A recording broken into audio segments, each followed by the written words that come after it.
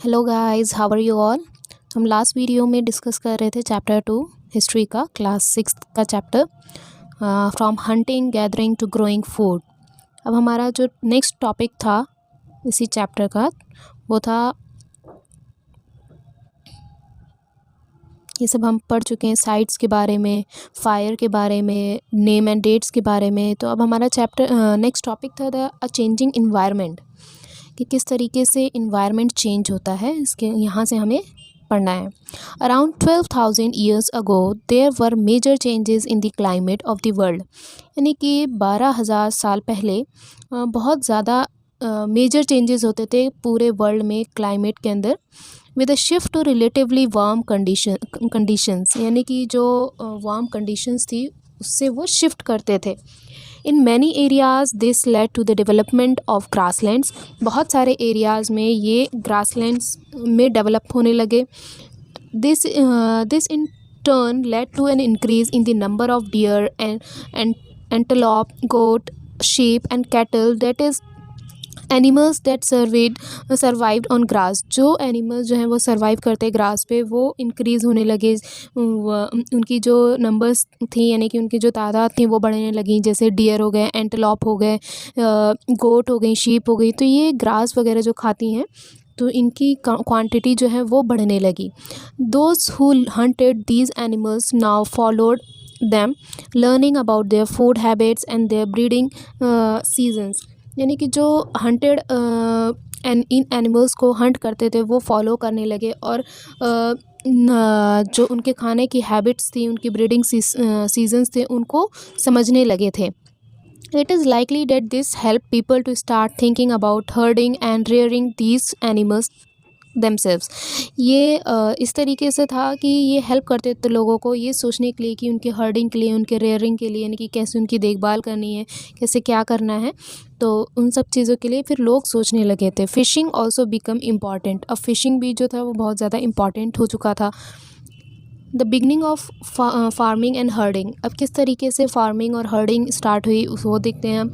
This was also a time when several grains bearing grasses including wheat, barley and rice grow naturally in different parts of the सब continent. यानी कि ये वो वक्त था जब बहुत अलग अलग तरीके के ग्रेन्स जो थे वो बियर करते थे ग्रासेस से लेते थे। जैसे कि वीट हो गया, बार्ले हो गया, राइस हो गया, ये सब नेचुरली ग्रो करते थे अलग अलग सब कॉन्टिनेंट में। ठीक है, पहले से ही ग्रो करते थे। फिर धीरे धीरे लोगों ने इन सब चीज़ों के बारे में जाना। Man and women and children probably collected these grains as food. फिर आदमी, बच्चे और औरतें जो हैं वो इन ग्रेन्स को कलेक्ट करने लगी and learn where they grow. और ये जानने लगे कि ये कहाँ ग्रो करते हैं, कैसे ग्रो करते हैं, एंड व्हेन दे रिपेंड, और कब इसको काटा जाता है। This may have led them to think about growing plants on their own. ये सोच जो है, यानी कि ये सारी चीज़ें जो करते थे, इससे ये पता लगता था कि किस तरीके से प्लांट्स को ग्रो करना है बाय देमसेल्व्स। जैसे कि अब एग्रीकल्चर जो होने लगा है, लोग खुद से चीज़ें उगाने लगे हैं, तो इन सब चीज़ों से लोगों ने सीखा। In this way people become farmers. इसी तरीके से पीपल जो हैं वो किसान बने, फार्मर्स बने। People could also attract and then tame animals by living food for them near their shelters. यानी कि पीपल्स जो थे वो भी अट्रैक्ट होने लगे और एनिमल्स को टेम करने लगे, उनके लिए खाना छोड़ने लगे और उनके शेल्टर के पास रखने लगे खाना, कि वो भी सर्वाइव कर पाए, वो भी जी पाए। The first animal to be tamed with the wild ancestor the dog. जो पहला एनिमल था जिसको टेम्ड किया गया वाइल्ड एंसेस्टर में से, वो था dog. Later people encouraged animals that were relatively gentle and to become near the camps where they lived. यानी कि बाद में क्या हुआ, पीपल जो है वो इनकरेज्ड होने लगे, एनिमल्स को इनकरेज करने लगे कि वो भी एक रिलेटिवली जेंटल की तरह हैं और वो कैंप्स में रहने लगे जहाँ वो रहते थे। These animals such as sheep, goat, cattle and also the pig lived in herds and most of the ate grasses। देखिए जैसे कि एनिमल्स जो थे, जैसे शीप हो गई, गोट हो गई, कैटल हो गए, और यहाँ तक कि जो पिग थी वो भी हर्ड्स में रहने लगी, यानी कि उनका भी घर बनाया गया। और वो क्या खाते थे, वो ग्रासेस वगैरह खाते थे। Often people protected these animals from attack by other wild animals. This is how they become herders. यानी कि यहाँ तक कि people जो है वो उन animals को वो protect करने लगे, wild and जो दूसरे wild animals थे कि वो उन पे attack ना करे, तो उनको वो protect भी करने लगे थे. This is how they become herders, जिसकी वजह से वो कैसे herders बने, ये main reason है. फिर हमारा टॉपिक है डोमेस्टिकेशन की. डोमेस्टिकेशन में क्या है? In the name is domestication is the name given to the process in which people grow plants and look after animals. Domestication हम उसको कहते हैं. ये नाम इसलिए दिया गया है क्योंकि जो प्रोसेस है प्लांट्स ग्रो करने का, लोग जो प्लांट्स ग्रो करते हैं और उस एनिमल्स को जो देखते हैं, very often plants and animals are tended by people become different from wild plants and animals. यानी कि बहुत जल्द प्लांट्स और एनिमल्स जो थे वो भी लोगों के ज़रिए टेंडेड किए गए, यानी कि देखभाल की गई, और बहुत अलग अलग वाइल्ड प्लांट्स और एनिमल्स से उसको टेंड किया गया, डिफरेंट किया गया, अलग अलग किया गया. This is because people select plants and animals for domestication. ये इसलिए कि पीपल जो है वो एनिमल्स और प्लांट्स को सेलेक्ट करते थे डोमेस्टिकेट करने के लिए. ठीक है, जैसे एक वाइल्ड होता है, एक डोमेस्टिक होता है, तो उसको सेलेक्ट करते थे, यानी कि डिफरेंट क्लासीफाई करते थे.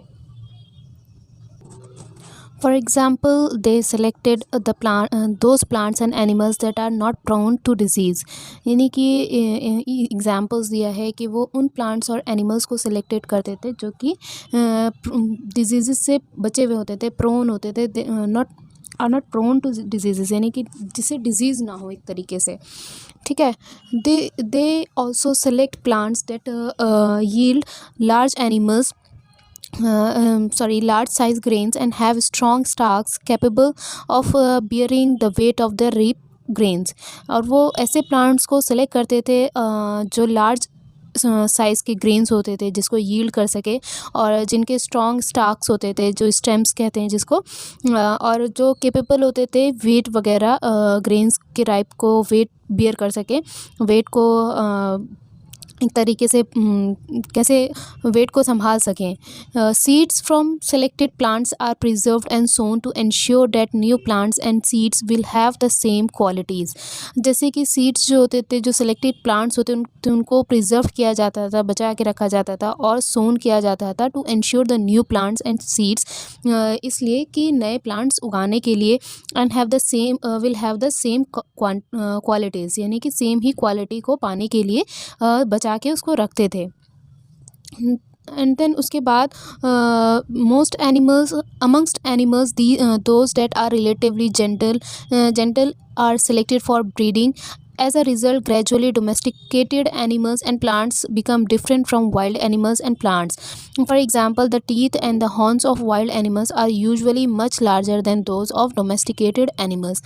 अब एनिमल्स के बीच में, यानी कि बहुत सारे एनिमल्स होते हैं ना, तो उनके बीच में वो सेलेक्टेड करते थे, यानी कि सिलेक्ट करते थे ब्रीडिंग के लिए, और उसके रिज़ल्ट में धीरे धीरे जो डोमेस्टिकेटेड एनिमल्स और प्लांट्स थे वो डिफरेंट हो गए वाइल्ड एनिमल्स और प्लांट्स से. यानी कि आज अब जो हम पढ़ते हैं, जैसे छोटी क्लासेस में आपने वाइल्ड एनिमल्स और डोमेस्टिक एनिमल्स और प्लांट्स के बारे में पढ़ा होगा, तो वो इसी तरीके से डिफ्रेंशिएट हुए. यानी कि पीपल्स, जो अर्ली पीपल्स थे, उन लोगों ने डिफ्रेंशिएट किया वाइल्ड एनिमल्स को, वाइल्ड प्लांट्स को, वाइल्ड डोमेस्टिकेटेड एनिमल्स को, डोमेस्टिकेटेड प्लांट्स को.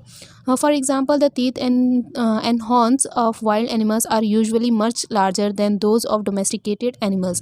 जैसे कि जो टीथ और हॉर्न्स होते हैं वाइल्ड एनिमल्स के, वो ज़्यादा होते हैं as compare to domesticated animals. यानी कि डोमेस्टिकेटेड एनिमल्स से अगर हम कंपेयर करेंगे तो जो वाइल्ड एनिमल्स हैं उनके टीथ जो हैं या फिर हॉर्न्स जो हैं वो ज़्यादा बड़े होते हैं. Look at these two set of teeth, which do you think belongs to a wild pig and which is domesticated one. जैसे कि इस पिक्चर में दिया गया है दो सेट दिए हुए हैं टीथ के, जिसमें आप ये डिफ्रेंशिएट कर सकते हैं. ठीक है, वाइल्ड पिग जो है एनिमल, उसकी टीथ को दिखाया गया है, और जो डोमेस्टिकेटेड है उसके टीथ को दिखाया गया है. तो आप इसमें देख सकते हैं कि जो लार्जर है वो ऑब्वियस सी बात है कि वाइल्ड एनिमल्स का है, और जो स्मॉलर है वो डोमेस्टिकेटेड एनिमल का है. ठीक है। Domestications was a gradual process that took place in many parts of the world.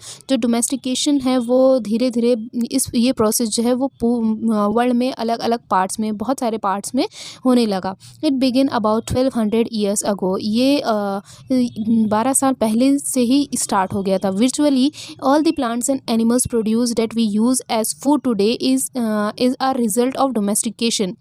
यानी कि जो जितने भी प्लांट्स और एनिमल्स हैं वो प्रोड्यूस करते हैं, जो हम खाना बनाते हैं, जो हम खाना यूज़ करते हैं फूड के तौर पे, जो भी चीज़ें वो प्रोड्यूस करते हैं वो हम फूड के तौर पे यूज़ करते हैं। और आज उसको हम रिज़ल्ट किस तौर पे रिज़ल्ट देते हैं, एक डोमेस्टिकेशन के तौर पे उसको रिज़ल्ट बताया जाता है। Some of the earliest plants to be domesticated were wheat and barley.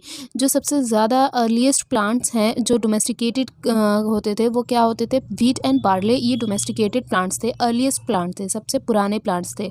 The earliest domesticated animals include sheep and goat. और जो एनिमल्स थे डोमेस्टिकेटेड सबसे अर्लीस्ट वो कौन से थे, शीप एंड गोट्स थे। The new way of life. इस पैराग्राफ में हमें दो चीज़ें पता लगी, एक जो अर्लीस्ट प्लांट्स थे, अर्लीस्ट एनिमल्स के बारे में जो डोमेस्टिकेट हम करते थे, व्हीट और बार्ले हो गया और शीप और गोट हो गया। ठीक है। और ये भी पता लगा कि डिफ्रेंशिएट कैसे किया उन्होंने कि टीथ के अकॉर्डिंग और हॉर्न्स के अकॉर्डिंग जो ज़्यादा लार्जर होंगे वो वाइल्ड होंगे और जो कम होंगे वो डोमेस्टिकेटेड होंगे। ठीक है। फिर नेक्स्ट हमारा है a new way of life, कि नए तरीके से क्या नई लाइफ को जीने के लिए, यानी कि क्या क्या तरीके थे। If you plant a seed you will notice that it takes some time to grow. अगर आप प्लांट सीड करते हो, प्लांट लगाते हो, बीज लगाते हो, तो आप नोटिस करते हैं कि उसको ग्रो करने के लिए थोड़ा सा टाइम लगता है। It may be for several days. ये भी हो सकता है, कुछ ऐसे सीड्स होते हैं जो कुछ ही दिन में ग्रो कर जाते हैं, या कुछ ऐसे होते हैं जो वीक्स लेते हैं, कुछ ऐसे होते हैं जो मंथ्स लेते हैं, और कुछ ऐसे होते हैं जो साल लेते हैं। When people begins growing plants it meant that they had to stay in some places for a long time looking after the plants, watering, weeding, driving away animals and birds little till the grain ripened and then the grains had to be used carefully. यानी कि जब कोई भी इंसान जो है, कोई भी पीपल जो है वो प्लांट्स ग्रो करना स्टार्ट करेगा, तो उसका मतलब ये हुआ कि कोई भी आप प्लांट लगाएंगे, कहीं पे भी आप प्लांट लगाएंगे, तो आपको वहाँ पे रुकने के लिए काफ़ी टाइम तक रुकना पड़ेगा, जब तक वो प्लांट ग्रो नहीं हो जाता, जब तक उसको आप रिपेन नहीं कर देते, यानी कि उसको आप खाने के लिए यूज़ नहीं कर लेते। ठीक है। तो उसके लिए आपको उस जगह पे लंबे समय तक रुकना पड़ेगा, प्लांट्स की लुक आफ्टर करना पड़ेगा, उसकी देखभाल करनी पड़ेगी, उसमें पानी डालना पड़ेगा, वीडिंग करना पड़ेगा। ठीक है। एनिमल्स और बर्ड से बचाना पड़ेगा, जब तक उसको आप रिपेन ना कर पाएँ, जब तक उसको आप कहते हैं ना कि जब ग्रो कर जाता है तो फसल काटी जाती है, तो जब तक आप काटोगे नहीं तब तक आप उसी जगह पे रहना पड़ेगा आपको, प्लांट्स को देखभाल करने के लिए, उसको देखने के लिए। And then the grains had to be used carefully. और उसके बाद जो है ग्रेन्स को केयरफुली यूज़ किया जाता है। देखिए जैसे कि ways in which grain was used, क्या क्या वेज होते हैं जिससे हम ग्रेन्स को यूज़ करते हैं, एज सीड के तौर पे, एज फूड के तौर पे, एज गिफ्ट्स के तौर पे, एज स्टोर्ड फॉर फूड्स के तौर पे, यानी कि उसको स्टोर भी किया जाता है। ठीक है।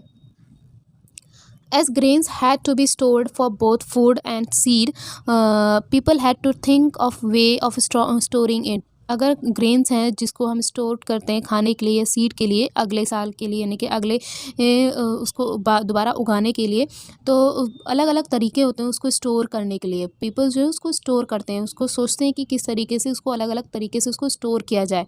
In many areas they begin making large clay pots and और व्यू बास्केट्स और डग पिट्स इनटू द ग्राउंड। बहुत सारे एरियाज़ में क्या होता था, लोग जो है वो क्ले पॉट्स बनाना स्टार्ट कर चुके थे बड़े बड़े, और बास्केट्स वगैरह बुनने लगे थे, या तो ग्राउंड्स को यानी कि ज़मीन को खोदते थे उसमें स्टोर करने के लिए। तो ये उनका तरीका था, अलग अलग तरीका वो लोग ढूंढते थे कि कैसे हम उसको स्टोर कर सके, कि उसको दोबारा से उगा सके और खाने के लिए उसको स्टोर किया जा सके। अब है storing animals. Animals multiply naturally besides if they are looked after carefully they provide milk which is an important source of food and meat whenever required. देखिए एनिमल्स जो है वो खुद ब खुद मल्टीप्लाई होते रहते हैं, यानी कि बढ़ते रहते हैं, नेचुरली बढ़ते रहते हैं। इसके तौर पे अगर हम उनकी अच्छी देखभाल करें तो वो हमें क्या प्रोवाइड करते हैं, वो हमें मिल्क प्रोवाइड करते हैं, और जो कि सबसे इम्पॉर्टेंट सोर्स है हमारे खाने का, और मीट प्रोवाइड करते हैं। जब भी हमें रिक्वायरमेंट होती है मीट की तो हम क्या करते हैं, अपने ही जानवर को काट देते हैं ना, उसको मार देते हैं, और उसका गोश्त जो है, उसका मीट जो है वो खाते हैं। In other words animals that are reared can be used as a store as food. अगर हम इसको दूसरे अल्फाजों में कहें, दूसरे वर्ड्स में कहें, तो एनिमल्स जो हैं वो रेयर्ड किए जाते हैं और इसको यूज़ किया जाता है, स्टोर किया जाता है खाने के लिए। Okay, finding out about the first farmers and herders. अब फाइंड करते हैं कि पहला फार्मर और जो हर्डर्स थे उनके बारे में। Turn to map 2 page 13। Page 13 में क्या मैप 2 है, तो हमारा पेज 13 जो है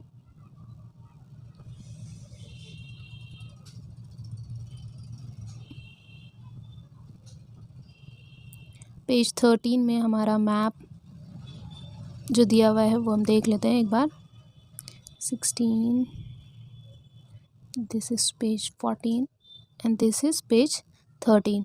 ओके, तो ये मैप है आपका पेज 13 का, जो हम लोग ने लास्ट क्लास में भी डिस्कस किया था। ठीक है, तो इसमें देखते हैं पैराग्राफ में क्या बताया है। You will notice a number of blue squares, of each marks a site from where archaeologists have found evidence of early farmers and herders। देखिए उस मैप में ब्लू स्क्वायर्स बने हुए हैं। ठीक है, बहुत सारे ब्लू स्क्वायर्स बने हुए, जिसको मार्क किया गया है, जहाँ से आर्कियोलॉजिस्ट ने फार्मर्स और हर्डर्स के एविडेंस को, उनके सबूत को खोजा कि यहाँ पे फार्मर्स और हर्डर्स रहते थे। ठीक है, these are found all over the subcontinent. ये फाउंड किए गए सारे सब कॉन्टिनेंट में पाए गए। Sometimes of the most important ones are in the north west, in present day Kashmir and east and south India. कुछ इम्पॉर्टेंट जो sites हैं वो क्या है, नॉर्थ वेस्ट है, जो कि प्रेजेंट में कहा क्या है, वो कश्मीर है, और ईस्ट एंड साउथ इंडिया है। To find out whether these sites were settlements of farmers and herders, scientist study evidence of plants and animals bones. यानी कि ये पता लगाने के लिए कि जो ये साइट्स हैं वो कैसे सेटलमेंट्स हुई फार्मर्स और हर्डर्स की, तो साइंटिस्ट क्या करते हैं, वो प्लांट्स और एनिमल्स के बोन्स को स्टडी करते हैं, उनके एविडेंस को स्टडी करते हैं, जिससे पता लगता है। One of the most exciting finds include remains of burn grains. यानी कि जो सबसे ज़्यादा एक्साइटिंग फाइंड है वो क्या है, इंक्लूड करके कि वो ग्रेन्स को बर्न करना, यानी कि जला देना। This may have been burnt accidentally और ऑन पर्पज़। या तो ये एक्सीडेंटली यानी कि अचानक से कहते बर्न हो जाती है, या फिर किसी पर्पज़ से उनको जला दिया जाता है।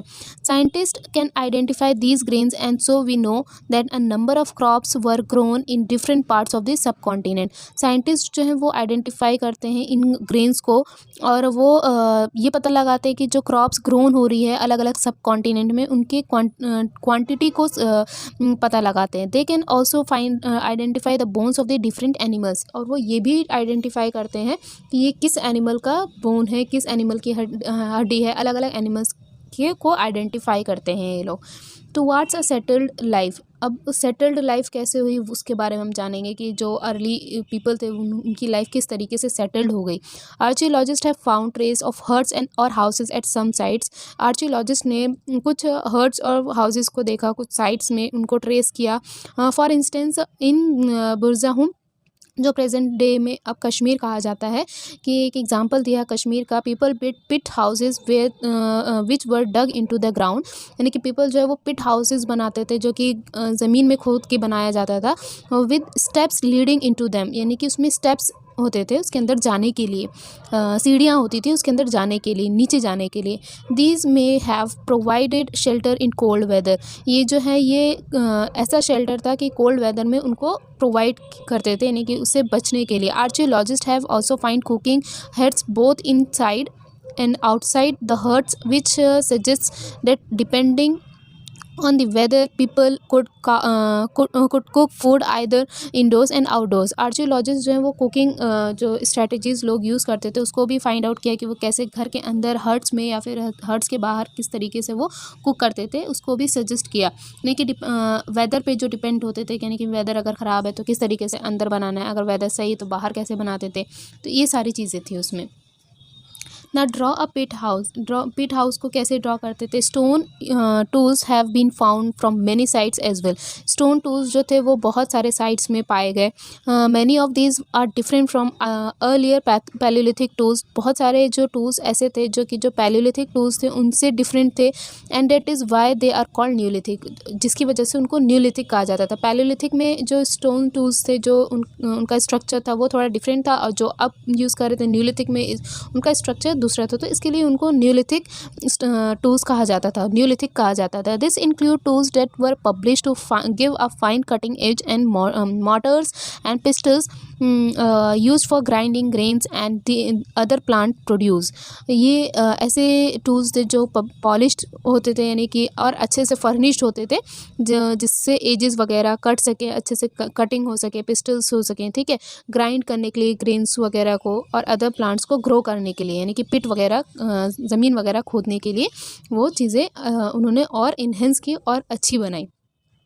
Mortars and pistols are used for grinding grains even today. They were several thousands years later. At the same time, tools of the Paleolithic type continued to be made and used as, remember, some tools were also made of bones।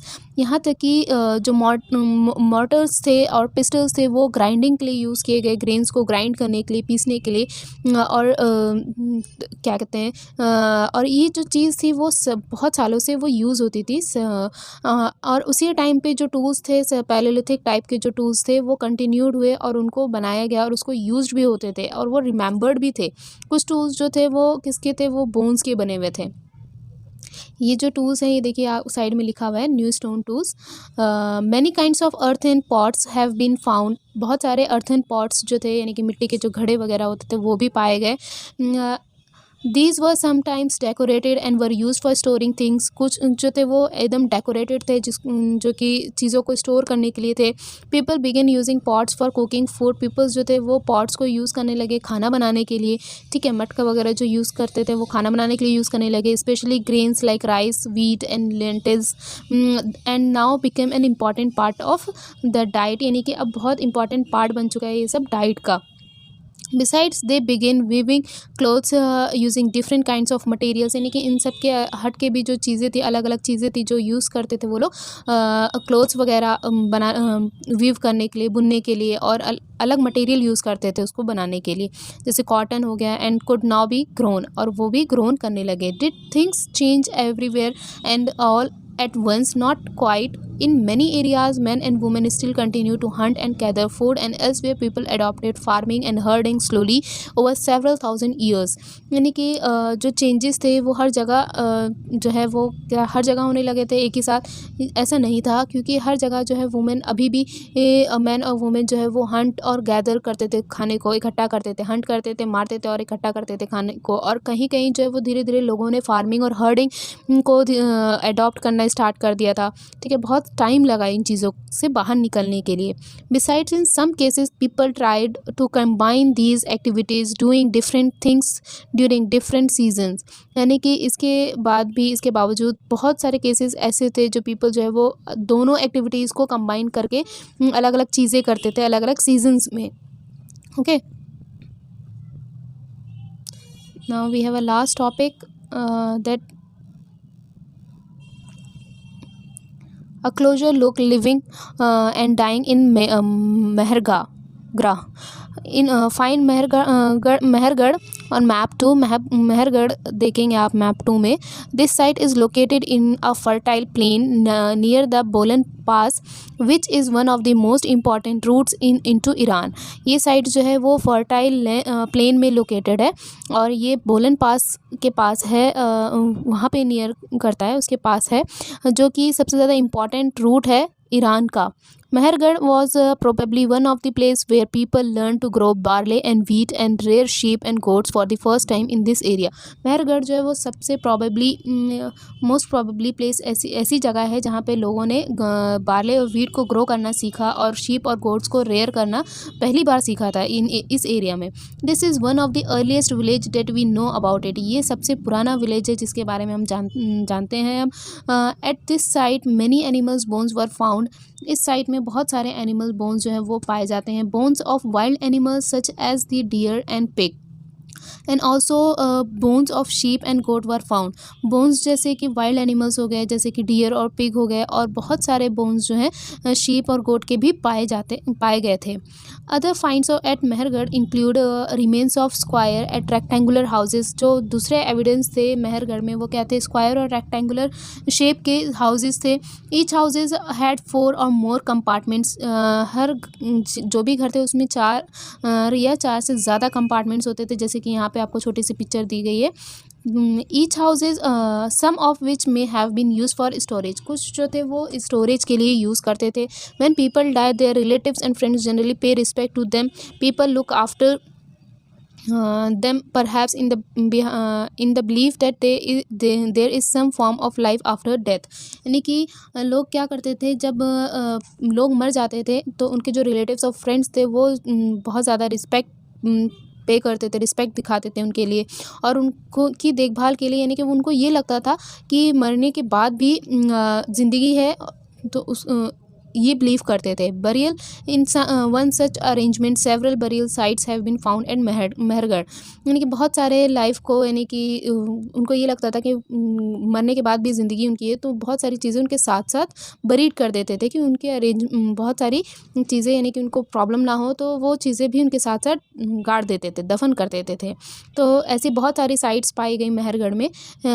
In one instance that person was buried with goat each which were probably meant to serve as food in the next world. यानी कि एक ऐसा example है, एक ऐसी site मिली कि जिसमें people के साथ जो है, पर्सन के साथ जो है वो गोट भी बरीड हुई, यानी कि दफन हुई उसके साथ साथ, जिससे ये पता लगता है कि लोग ये सोचते थे कि मरने के बाद भी उसके खाने के लिए, यानी कि जो उनकी नेक्स्ट दुनिया है उनके खाने के लिए ये सुइटेबल रहेगा। ठीक है, उनके खाने के लिए उसको बरीड किया गया। तो ये था हमारा चैप्टर जो कि हर्डर्स और हंटर्स एंड गैदरर के बारे में था। आई होप आप लोगों को समझ में आया होगा। एंड मैं आप लोगों को क्वेश्चन आंसर्स भी अपलोड कर दूँगी इस चैप्टर के। So thank you.